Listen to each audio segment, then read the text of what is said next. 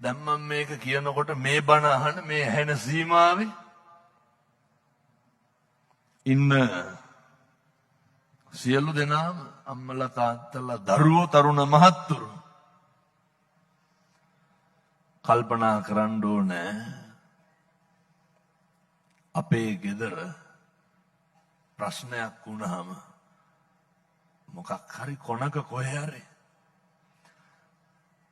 දැන් මම මේ කියනකොට කල්පනා කරන්න ඕනේ ඔහොම හදවතට තට්ටුවක් දැම්ම කල්පනා කරා කාගේ හරි වචනකින් හරි වරද්දක් වුණොත් අපේ ගෙදර ස්වභාවය අවුලනවද නිමනවද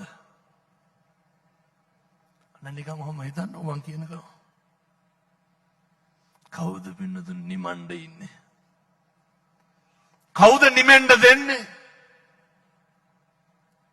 මොකක් හරි වුණාම බඳින්න කලින් වෙච්චත් එක්ක ඇදලා අරන් කියවන්න ගන්නද මොකක් හරි වුණාම අවුරුදු ගානකව පටන් ගන්නද මොකටද